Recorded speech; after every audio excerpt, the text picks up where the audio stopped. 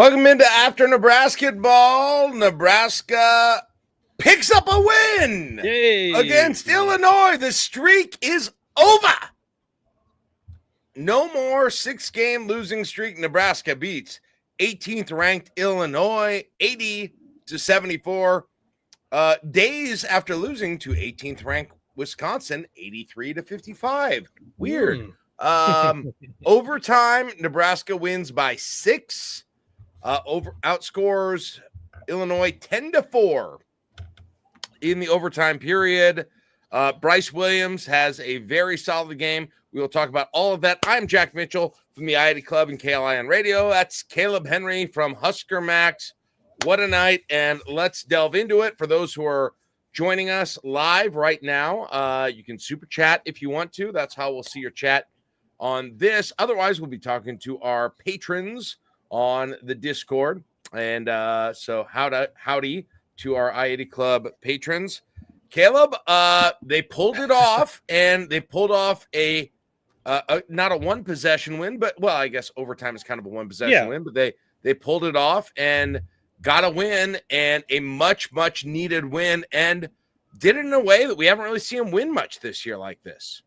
Yeah, I mean, when you look at them, it's one possession or overtime, so it all kind of counts in there. And Nebraska has not played well in those games this season, let alone over that 6-game stretch.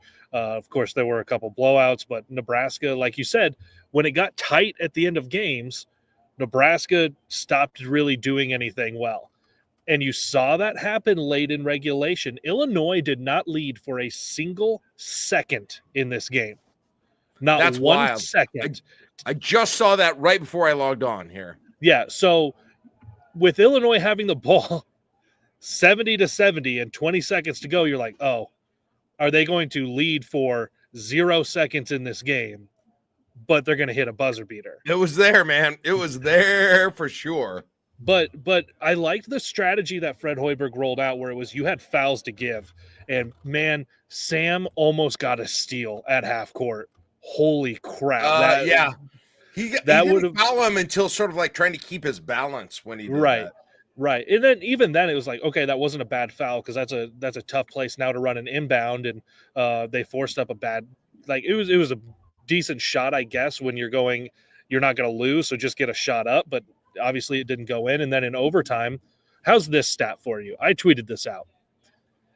The first shot for Nebraska in the first half, second half, and overtime were Raleigh Wooster threes. There you go. Every single one of those was a Raleigh Wooster three. By the way, he goes 1 for 7 from deep, so he must have figured he got to shoot the three since Juwan Gary didn't take any tonight. But by the way, the overtime one was a 2. By the way, at his foot on the line, it was a 2 technically. Was it a 2? It was a 2. It was close, but it was a 2. Yeah. Either way, it was a Raleigh Wooster shot.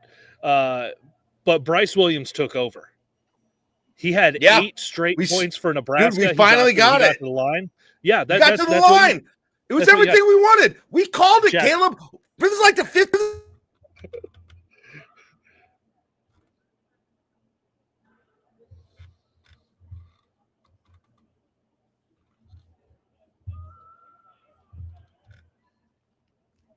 Hello. Can you hear me now? Oh, yeah, now I got you. Hold on, I'll be right back. You're right back. Oh, okay. Jack was so excited, so I lost him. But yes, it was looking for that line of how many shots do we want Bryce Williams to take? All right. Hello, can you hear me now? Yeah, I got you. Nope, I can't hear you at all. Come on now. Oh. I can't hear you. Did we break it? Are we too excited? I will be.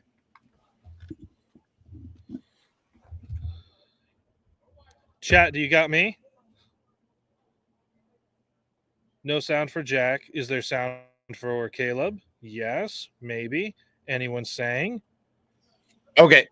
Either of the chat. Sorry, I got you. Yes, okay, good. I got you now. Okay, yeah, I got you. My stupid shorting microphone again. My bad. Okay. Jack, here's what I wanted to ask you, though. We've talked about that line for Bryce Williams. How many shots is enough? Well, he took 26 tonight. He took 26 shots tonight, 10 of 26, finishes with 27 points. Over and over 2 from 3, not that many. There were opportunities. Caleb, yeah. 10 I still think there were opportunities for Brice. 10 free throws. Yes. We got it. We did it. Mission accomplished banner. We did it. It's amazing. They finally did it, and they used Brice the way that we wanted to see him. Oh, also had 8 rebounds, 4 assists, 27 points on the night. He was the best player on the floor. He turned it back on, Caleb. I don't know why. I don't know how it happened, but it did in this game. And it's incredible what a different team this is when Bryce Williams plays like Bryce Williams. Like, and that's not, and I don't want to make it, and not just that. It's not, you're right. It's not, there are other things too.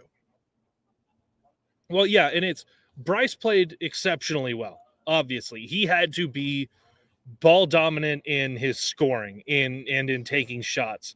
And the team is better when he's doing that. He's not shying away from the responsibility. But Nebraska also went into halftime with only 1 turnover. Only had 1 turnover in the first half. That I did Finished not know. With 6 turnovers for Nebraska, 15 assists. Here, I had this in my story, my write-up for Husker Max. Really, the story of the game came down to handling the ball, because Illinois out-rebounded Nebraska by 16, had 20 offensive rebounds. And then Illinois took 42 threes. But ultimately, it was taking care of the basketball. Nebraska with 15 assists, 6 turnovers. Illinois, 7 assists, 17 turnovers. And Nebraska took care of the ball better. Both teams shot sub 40%. And ultimately, Nebraska is able to hold on in overtime in a way that you haven't seen them do this year. Yeah, for sure. Juwan Gary, 3 steals. I thought it was more than that. It felt like he intercepted so many passes tonight. It ended up with the ball. And Caleb, the other thing I was going to mention, Brice was going to be number 1 for me. And number 2, as you said, they shot 42 threes and made 10 of them. What in the world? I mean, just like a complete reversal from where we had been. 10 for 42 is good for 23.8% on the night. Nebraska's defense, and it wasn't just 3-point defense, but obviously that was better. Obviously, Illinois helped a little bit by the way they were shooting, but some of the other teams hurt a little bit by the way they were shooting. But not only did they cause turnovers, they looked different tonight, Caleb, throughout the entire night. The defense did. They looked like first third of the season, Nebraska. And part of all of that with just looking different on defense, with finishing possessions, and like we can say the officiating was inconsistent at best. You never knew if you were going to get a call at the rim for you or against you on either side of the floor. So there's that out the gate. But even with all of those offensive rebounds that Illinois was able to grab, that didn't make up the difference for them on taking shots. Illinois finished with 73 total shots. Nebraska got 78 total shots. They took the same amount. The teams took the same amount of free throws. So even though Nebraska got beat up on the boards, and Nebraska only scored 3 less second chance points than Illinois. Like, it's so wild that you go through all of those things. You're like, these are the things that have gone against Nebraska time and again, with the turnovers, with the assists, with taking care of the ball, with sharing the ball, with getting timely rebounds, with hitting timely shots. Nebraska ultimately did those things, took care of the ball, got beat up on the rebounds, but didn't let that turn into a whole lot of additional points for Illinois over the course of the game. And it's still wild to me that Illinois did not lead for a single second. That's the number 18 team in the country. That's a team that I said in the preseason I really liked to win the Big Ten. Obviously, Michigan State is kind of running away with things right now with how well they're playing. But, like, this is still a really, really good Illini team. And Nebraska was on a 6-game skid. You had to get this one, and now you feel, okay, can you build a little momentum? I know you're going to the Pacific Northwest, but can you build something out of this that you went out and had to do things late in a game that you had not been doing, you had not had success with? Now you have success. It's a ranked team. You get the 6-game losing streak over. yeah, it's still going to be tough, but it feels different today than it did, 2 hours ago with where the program stood. I have two things on this to add to what you said. I already talked about Bryce Williams on offense. One of the things that was kind of interesting in the second half is Will Riley, number 7. He was off the bench. He kind of got really hot at the beginning of the second half.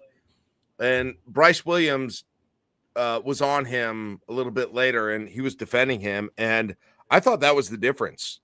That's what slowed the way. Bryce bothered him defensively. And I don't know if we've talked about Bryce in that way a lot, but Bryce was up in his grill. He didn't have open shots anymore. And so, Kaleb, it was just like Bryce got a shot on both ends of the court. He got a different shot of energy than he's had for whatever reason. But like for me to be talking that's about what it is, though. Like his defensive performance too. I mean, wow. How many times have we talked about Bryce Williams where we're just like, God, just go do it. And it feels like he's kind of he shies away from moments until he got into, I know it was over the stretch and it didn't work out, but like the end of the Iowa game, the end of like these other games where he goes and he attacks and he gets up a 3 or gets to the line and he makes the game get extended a little bit. Tonight, he didn't wait to do that. The first points for Nebraska were him getting, like, I would say he flopped. It was a very weak call, but he found a way to get to the free throw line and shoot 3 free throws. But that's what he has to do. Go manufacture something, get to the line, because as soon as he does that, he's a guy who, if he's shooting some free throws, his offense is going to be there. But you're right. What I really liked about him tonight is that, one, he was attacking in his offense, but there was that extra shot of energy where he went and he was playing good defense too. And I think with a guy his size, and there were some NBA scouts here tonight, obviously, to watch an Illini player, but for Bryce Williams at 6'7", if he can be attacking on offense and he can go play some pretty good defense, that gives him a chance to get some looks. Yeah. Yeah, I mean that Will Riley was he had Nebraska's number early in the second half, and Bryce kind of shut that down with him. The other thing I was going to say, Kaleb, is just, boy, if this team was in the mental sort of bad spot that we thought that they were in some ways, the fact that they won this game is amazing, to be honest, because holy cow, like this, they had every. This is a game that a team that can't win close games loses. Even though you're ahead the whole game, Illinois is the shot at the end. You don't hang your head. You play defense on that final possession. You play defense in overtime. They have, 2 or 3 possessions in overtime before they even score, maybe 4. And it just they got one.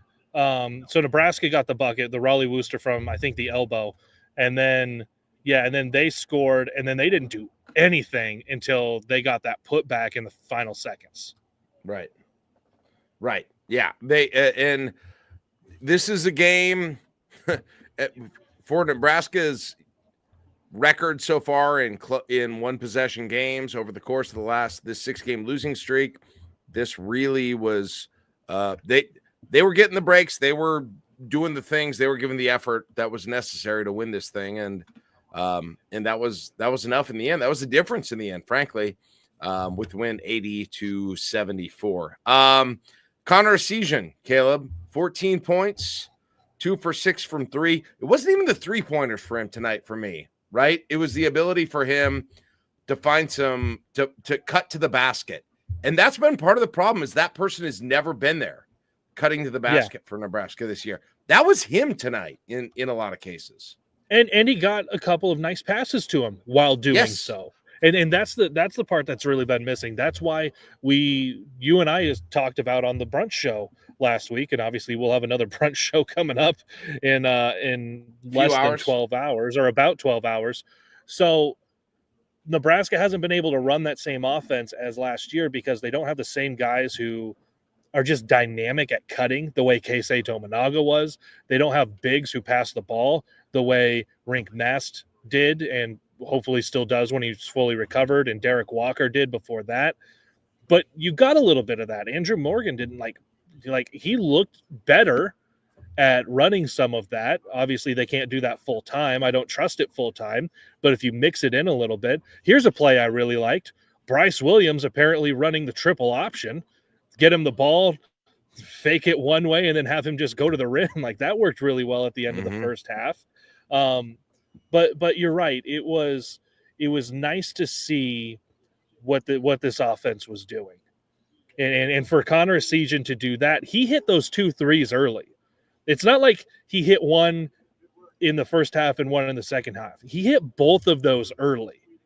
And then he just wasn't getting those threes to fall, but that didn't take him out of the game. That's one of the things. If the threes haven't been going for him, he's kind of out of the game. That wasn't the case tonight. And like you said, him trying to get some backdoor cuts and moving across the lane without the ball, that's going to be a big difference maker for him in finding success. He also had I can't remember if it was late in regulation or overtime. He had a great box out and got a rebound on a very key ball in that game as well. Sometimes it didn't matter if you boxed out or not. Like guys were apparently able to throw you all over. Like man, he got called for a foul in the first half.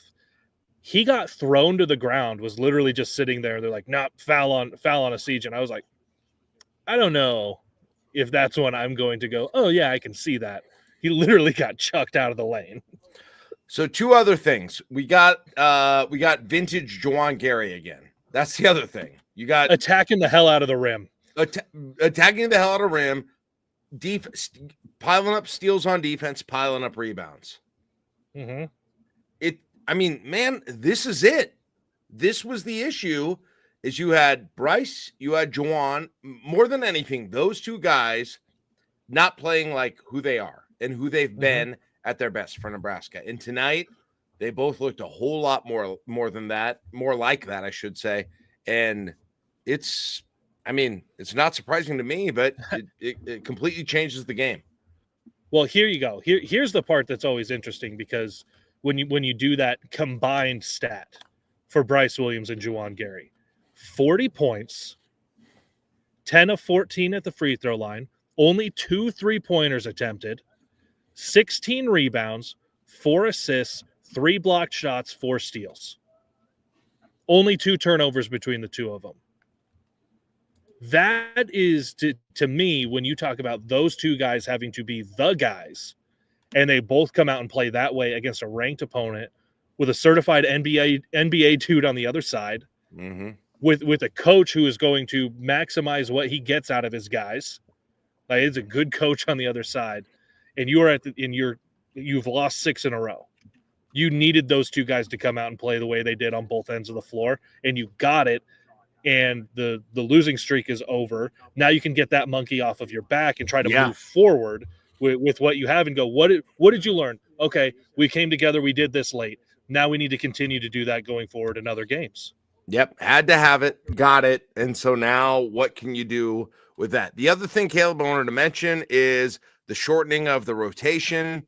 Really 8 guys played. Kaleb Jacobson got 2 minutes in that game, but you're really talking about an 8-man rotation. Braxton Mia didn't get in the game.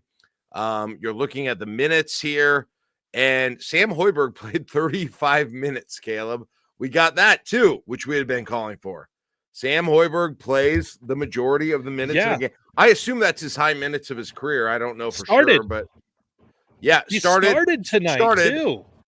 Started. So you had Bryce got 41, Gary got 41, Sam Hoiberg, the 3rd most minutes on the team with 35, and then Andrew Morgan after him. No Braxton Mia the entirety of the game. Berke actually played pretty sparingly, 19 minutes during the course of the game. Aaron Eulis did get 11 minutes. He didn't look great when he was out there. Berke? Yeah, Berke didn't look great when he was out there. How's about this? Connor Essegian with a team high in the plus-minus at plus 13, and then Sam at plus 11. Yeah, I mean, the defense, Caleb, I said it. I think the defense needed to be fixed first, and it was going to change the offense. And that's what we saw tonight. That is what we saw tonight, was just defensive effort, and I'm sure game plan and everything else that went into that, and matchups. But I mean, man, Illinois could not hit a three for anything in that first half. And again, you can say, well, they were just missing shots they should have made. Well, on the other side of it, when teams, which has happened a lot, shoot 65% from three against Nebraska, you're always like, well, that means bad defense. Well, yeah, that I guess you can have it both ways if you want, but nonetheless, tonight, yeah. This was a thing. Oh, I was going to say the first half especially was ugly for long stretches. Both teams on scoring droughts, both teams unable to hit shots. Obviously, Illinois shooting terrible from three. In the second half, they get back in it. They go 7 for 16 from deep. They get themselves back into the game, miss one late that would have won the game for them, and then they go 0 for 8 in overtime. Like, Nebraska does particularly well if teams are going to shoot more than 43s, because the teams that are shooting more than 43s, Jack, are not the teams that are making the threes. Those are the teams that are getting desperate and they continue to chuck. And it's amazing to me. And that's even with Illinois. There were a couple they hit with, like, Juwan Gary. It was just a bad luck one. I remember in the first half, he was in the guy's face. He had a good contest. He just made it. Illinois also had a lot of clean looks that they missed. And that's one of the things about this defense that we've talked about is if you move the ball well, you will find clean looks. Illinois found decent looks. That's basketball. That's the end of the day. You force them into what you want to give up. Nebraska was allowing those situations to happen. Illinois didn't make their shots. Nebraska comes out on top. That's what you want. Yep, for sure. We're gonna get Jacob Bigalow in here joining us soon. He just walked up here, so we'll be with him here in just a second. I look forward to getting. By the way, the dunk contest. Jeremiah Charles is the best dunker. Let's just say that he didn't execute tonight. Yeah, but are you going to break down the dunk contest with he didn't execute? I was intrigued by whatever the Dylan Raiola to Heinrich Hoiberg football pass from half court thing was. It didn't happen, but they still put him into the final, and he wins because he's still got hops. He's a pretty good dunker there. If it was just who's the best dunker, it's Jeremiah Charles. He just didn't make it. How's about this, though, before we get to Jacob Bigalow? First media timeout. John Cook, Danny Busboom Kelly. This place takes volleyball very seriously. It got loud up in here. Yep. It was cool. Not to brag, I was hanging out with them backstage. You might have seen on some of the TV tonight, I was sitting courtside tonight. First time I've ever done that. That was a blast. So hung out with Danny Busboom Kelly and John Cook. I legit did talk to John Cook. He's going to be, by the way, let me promote this. He'll be my first guest the first ever time I do the afternoon show on Monday on KLIN at 5:30. That's pretty good. I'm looking forward to that. I hooked that up with him when I was talking to him. Zach Taylor was hanging out down there with us tonight. Luke Gifford was down there hanging out with us tonight. It was a lot of fun. It was very cool. Mm-hmm. But I had a blast with one of our IED club members hanging out there. All right, Bigalow's here. Let's add him here. And there we go. All right, Bigalow. Hello. Hi, Jack. It's like I just saw you. How are you? How have you been since I saw you not that long ago? I hurried home and I was back. There you go. Let's go ahead, Bigalow. Give us your takes on this game tonight. You not only your takes on the game, but you've had a chance now to listen to coaches and the players react afterwards. Yeah, we just got a vintage Brad Underwood press conference. If you know me, you know how I feel about Brad Underwood as a basketball coach, and he checked all the boxes from getting asked about turnovers and his response being grow up. Guys just need to grow up, to getting a little chirpy with some Illinois media that made the trip and just saying that's not a question, that's a statement. How do you want me to answer? It was all over the place from Brad Underwood, but I was the business-like reaction from Nebraska. I mean, it was, I know we've heard the never too high, never too low thing from Fred. We haven't heard it in a while, but I feel like we may hear it again after that result tonight. But they were fairly even-keeled, business mentality, and then we heard from Bryce Williams and Juwan Gary, just more of the same, from them. But I mean, to say Nebraska needed this would be an understatement. To get off the schneid, do so at home, do so against a ranked team, and the win. I mean, it's kind of like, I mean, I'm not a Raiders fan, but it feels like the Al Davis, like, just win, baby. Like, Yep. they did, like they found a way. You could feel the, like, doom and gloom vibe going into overtime, and then Bryce Williams just took over, and I think he had 8 of Nebraska's 10 in overtime, and Nebraska never trailed in this game. They finish it off, and they get off the schneid before they head west this coming weekend. There it is. Defense was a lot better tonight, Jacob. What did you think about that? What was the difference?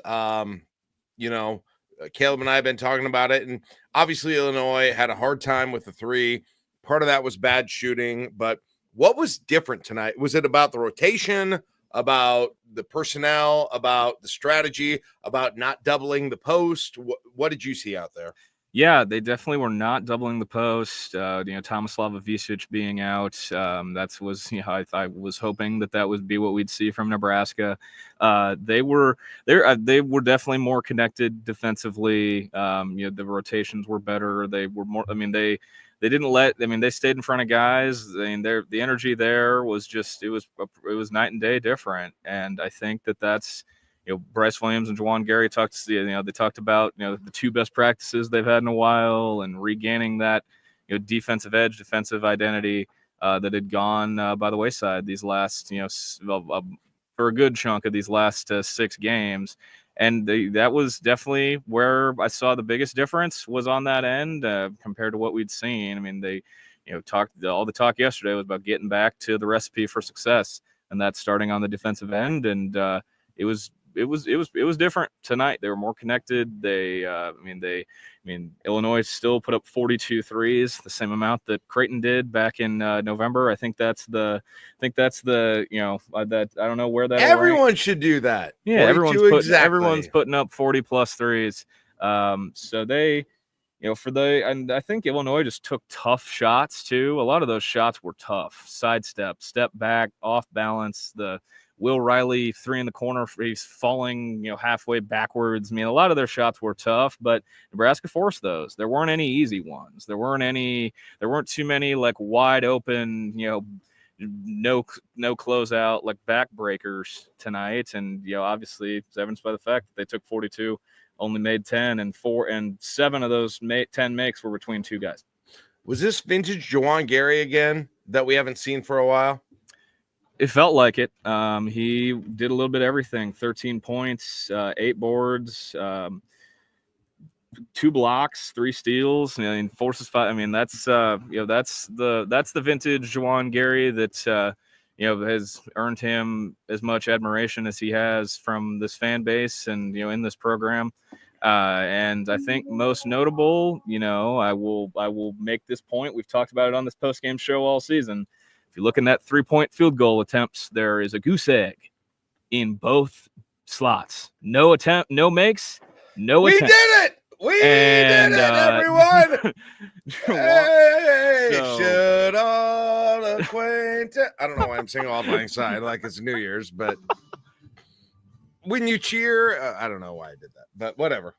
0 threes. We got some 90s country going here as we got Should Have Been a Cowboy going here on the PA at Pennsylvania Arena, as a certain redshirt freshman begins his post-game routine. He is going with 90s country this evening. By the way, hopefully we don't get DMCA'd on YouTube. Juwan still 5 for 10, 13 points tonight, and 3 for 4 from the free throw line.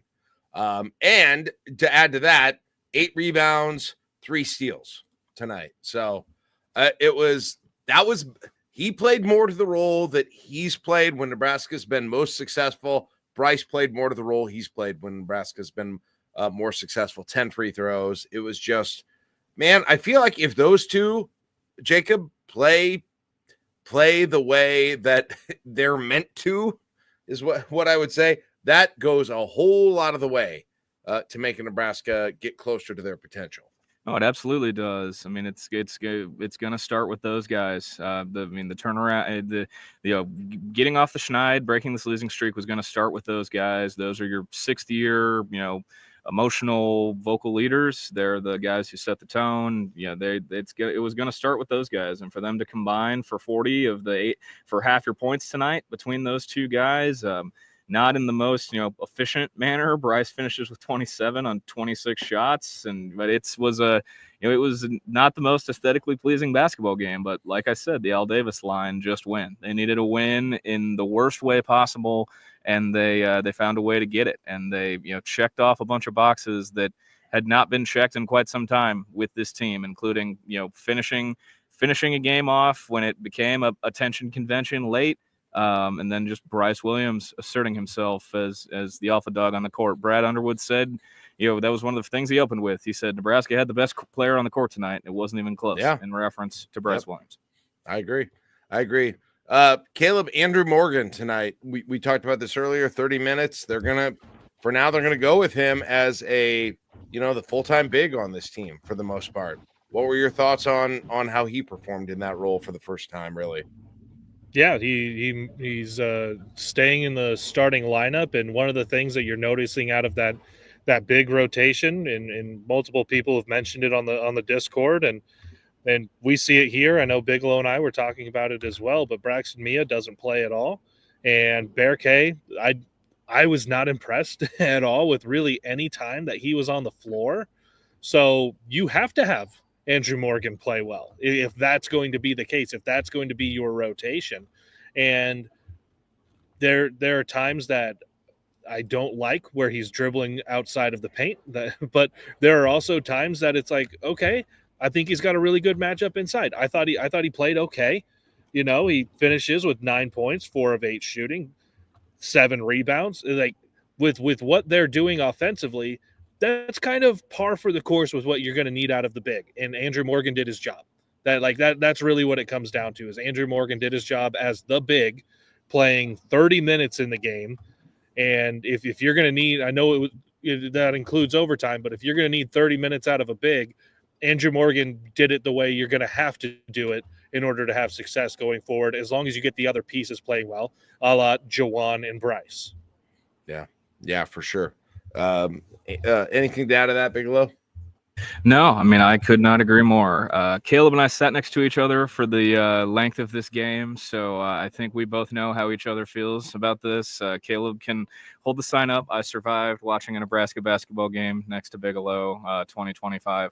So I think we're on a pretty similar wavelength with thoughts on this game, how it played out, and I agree. I mean, I heard this morning that Andrew Morgan was gonna stick in that starting lineup, and I think he's been the post position between Mia and Berke, and even at times Morgan has left a lot to be desired, but compared to the other two, he's been the most consistent. And that is, even though if you look at some of their defensive analytics, they had been going in the toilet with him on the court compared to some other guys. I was having this discussion with somebody, just the comparison of their defensive metrics when he's on the court compared to not, but there was not much of a drop off. Part of that probably has to do with Tomislava Visic not playing, but I mean Morgan is the epitome of be a star in your role on this team, and for now he's the first big, and he's gonna be playing the majority of the minutes at the 5 unless something changes. On the Discord, Matt says, curious what you guys thought of the foul usage at the end of the game. It worked out pretty well, but was that because of the strategy or just Illinois messing up? I mean, I would have done that with the fouls. I don't know about you guys, and it didn't work out. I liked it. I wanted them to do that for sure. Yeah, if you have them, make them continuously reset instead of dribbling and just saying, okay, now you're going to go attack. Make them continue to use time. I think Nebraska would have liked to get a foul with under 3 seconds to go, instead of that last foul being around 5 seconds. But he thought he could steal it. Yeah, and that's what you're doing in that situation. Yeah, you're saying it's okay to take the gamble on a steal, but if you don't get it, make sure you foul. It was so close, that there's not man. a 5-on-4.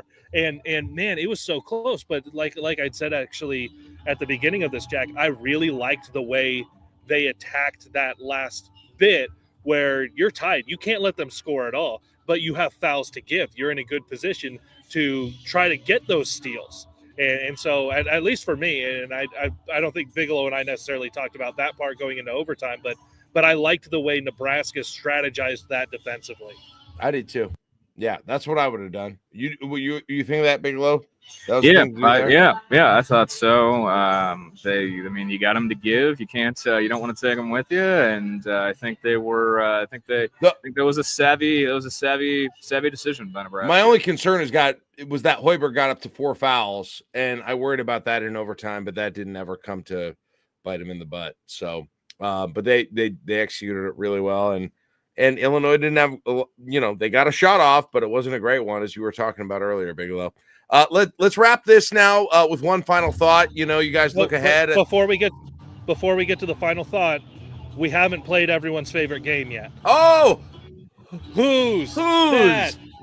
Kalkbrenner. Kalk. Tonight's Kalk of the game, a 6'10" sophomore from Inglewood, Colorado. Number 0. Shooting 0 for 1 on the night in his 4 minutes. It's Kerry Booth. You are tonight's Kalk of the game. Booth. Inglewood. Up to no good. So I want to talk about what we've got coming up ahead in the future. Northwest now at Oregon, at Washington, and then you come home for 2 games against Ohio State and Maryland. Guys, they got out of the schneid, but there's still a lot of work to do. How do you look at kind of this next little section of the schedule? Jacob, I'll start with you on that. Yeah, I mean it's gonna be pretty big. The first of 2 against Ohio State, the second of 2 against Maryland. When you get back home, I know a lot will be made about this trip out west. Of course, the Wilhelm Breidenbach Bowl coming up in Seattle against the Huskies, who are going into tonight. We're the only team below Nebraska in the Big Ten standings. They've been on They've been on the struggle bus in year 1 under Danny Sprinkle. That is their coach's name, Danny Sprinkle. And he, yeah. So, but then of course, can I interest you in narratives? Yes. Nebraska going on the road to Oregon to play against old friend Wilbur, Nebraska's own Dana Altman on Sunday. Can I interest you in narratives? Because I'm sure someone will talk about years gone by and Dana and all sorts of scenarios involving him. But Oregon's playing UCLA right now as Imagine Dragons is getting turned up to 11 on the court right now. Somebody knows how to party. Yes, UCLA. Oregon's down 12 in Westwood against UCLA right now with 12:30 to play on FS1. So that's maybe what I'm just kidding. I'm going to do another pod after this, so I'm not going to turn that on. But it's going to be interesting. Ohio State is kind of that's the game that I kind of have circled the most, just because of the way they play, their personnel. They're a weirdo team. They went on the road and stopped Penn State tonight, but they play physical, and they're kind of, that could be a rock fight on Super Bowl Sunday at 1:00, Nebraska and Ohio State. So that's kind of the game I'm looking at the most. Nice. But you got to go out west first and see a couple old friends, Dana Altman and Wilhelm Breitbach. Kaleb, I'm sure we'll delve way into kind of the future, the tournament likelihood, the scenarios, all of that. That's kind of what we do on Nebrasketball Brunch. But guys, tonight was a quad 1A win for Nebraska. Illinois is 10 in the net right now, by the way. I didn't know that till about 8 minutes ago. So that's a feather in the cap for whatever it's worth in with that win tonight. So boy, if you can get 1 out of 2 on the road, you feel like you're treading water, is what I would say at this point. You don't feel like you've done anything to sort of fall any further behind than you already are. If you get 2 in a row, Yeah. let's get weird. Find a way to split in the Pacific Northwest trip, and then you come home and take it from there. That's first order of business. On the road trip, find a way to split. All right, we'll get more into that tomorrow on Nebrasketball Brunch, but it's late, and Bigelow's got another pod to record. Kaleb wants to get home, so I'm going to wrap it up now. Thank you, all of you. Thank all of you. Thank goodness sakes, it is so late. Thank you all for joining us. Thank all of you for joining us. No, thank us. Anyway, wow. It's been fun. Let's do this again tomorrow at 11 a.m., shall we? Bigalow, we will see you again on Sunday. Yes. Is that right? Yes. Is Yes. that Sunday. It's always Sunday for Nebraska basketball. It is always Sunday. I believe it's a 6 o'clock Central Time start against Oregon. And, I will not. 6:30. 6:30. Yes. No boots on the ground journalism from me. I'm not going back. Oregon. Not going back to my state of birth this weekend. Wow, I didn't know that. You're a duck at heart. To watch Oregon, Nebraska, sad. but we'll have the crew back together on Sunday night.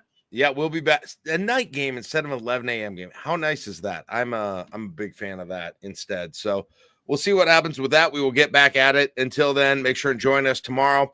Free for everybody, Nebrasketball Brunch, right here on the IID Club and Husker Max YouTube pages. And we will get right back at it. We will delve a little bit more into the rest of the schedule and see what we think today's win means. With that said, thank you very much, everybody. We'll see you later. Have a good night and go Big Red. That's from me. Bye-bye.